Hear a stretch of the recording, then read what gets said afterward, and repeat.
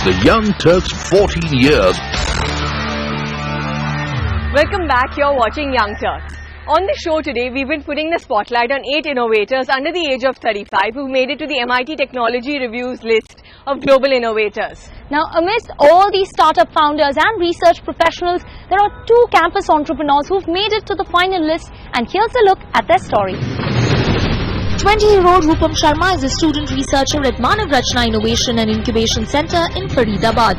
His innovation ManaView helps to replace Braille.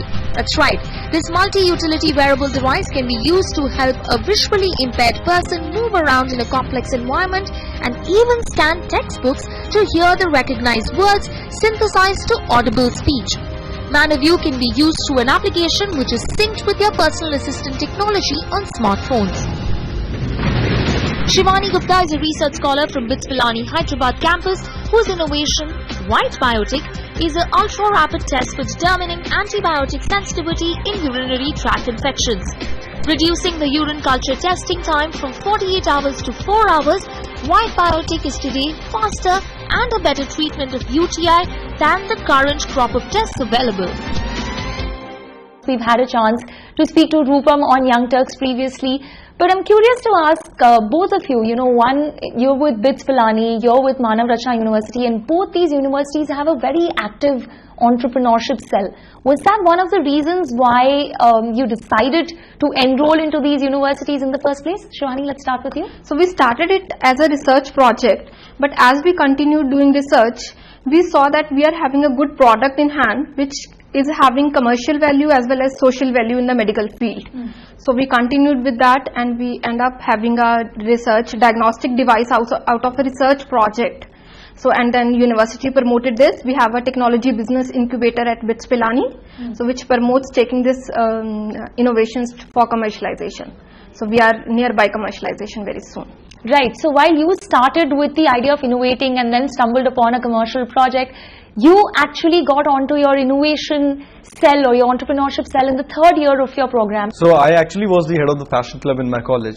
So the innovation center is like passion to innovation. Okay, a complete shift. Yeah. Right. So innovation center is like a really where all the people go and who want to do something really cool.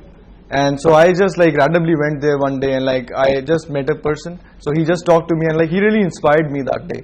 So he told me you've got something in you which you can use to he said you can change the world. A UTI test was something that you came up with. So what inspired you to start the research in the first place?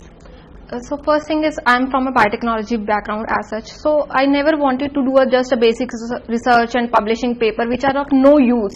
I always wanted to do some research in the field where we have some product or some valuable end result.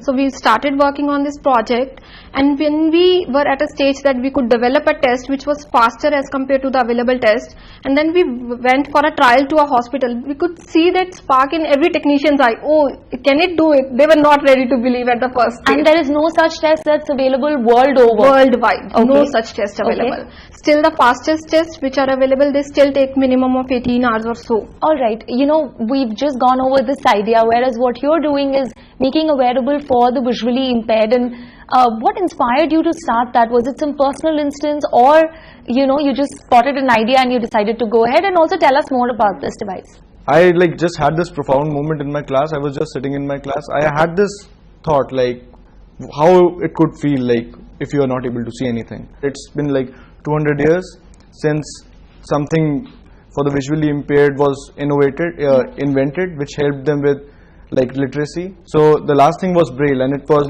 developed in the 18th century. So I then started researching on this, and then I visited the blind schools in Delhi and NCR. I stayed there for 15 days. I interacted with people all across, and I understood their problems, what all problems they faced. Alright, now I'm very curious to ask this. When I was a student, I barely managed to make it to class on time, and here you are, going to class, attending, doing your academics and managing it with now a venture and a viable product. So how exactly are you able to balance that? So it doesn't really matter what grades you get, but if you're impacting 1 billion or 1 million lives, that is a lifetime achievement. So this is what consoles me if I'm not getting good grades or if I'm not attending classes. But yes, if you're making an I don't instant, know whether we are balancing it well or not. Sometimes we are also late. We have to rush between the class or the tutorial section or the incubation center. But somehow when you see the results coming and you see that you are able to make that difference, it motivates you. It makes you to do that things. Well, that was indeed a very good mix of innovators, and the best part is there are no winners or losers. And as always, we wish them the very best of luck. With that, it's a wrap on this very special edition of Young Turks. Do feel free to reach out to us. You can write to us at youngturks@network18online.com. You can also Facebook or tweet us. We love hearing from you. Thanks very much for watching. The Young Turks 14 years